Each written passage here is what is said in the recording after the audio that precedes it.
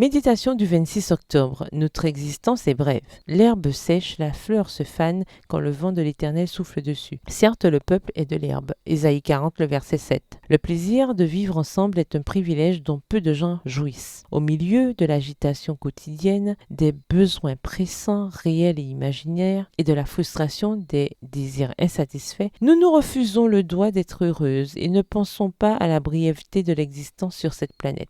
Dans son livre Por el placer de vivir, pour le plaisir de vivre, César Lozano dit que des gens existent mais ne vivent littéralement pas et vivent encore moins avec joie. Nous vivons pour vivre. Le temps passe et l'ennui et la routine s'emparent peu à peu de nos actions. En réfléchissant aux choses qui volent votre paix et votre tranquillité, vous réaliserez que la plupart d'entre elles sont insignifiantes comparées à l'immensité des plaisirs simples que Dieu nous offre chaque jour à travers ses bénédictions. Le pain sur la table, une conversation tranquille avec quelqu'un que nous aimons, les nuances d'un coucher de soleil et la lumière de son lever sont des spectacles merveilleux dont nous ne profitons pas en passant beaucoup trop de temps devant la télévision, les yeux fixés sur le téléphone portable ou l'esprit noyé dans les difficultés de la veille ou de la journée qui nous attend le lendemain. Regarder des nouvelles tragiques toute la journée prédispose à un sommeil agité. Écouter des commérages, des plaisanteries déplacées et des moqueries provoquent la toxicité émotionnelle. Ajoutez à votre liste d'amis des personnes positives qui ont confiance en Dieu. Ces personnes sont des transmetteurs de paix, de positivisme, de motivation, d'optimisme et de joie sans égale. Profitez à nouveau de cette joie simple que ces habitudes d'agitation et de distraction qui vous séparent de ce qui remplit vraiment votre âme ont peut-être étreinte dans votre vie. Et quand vous affrontez l'adversité, ne faites pas des plaintes, des armes pour l'éliminer. Loin de vous aider, elles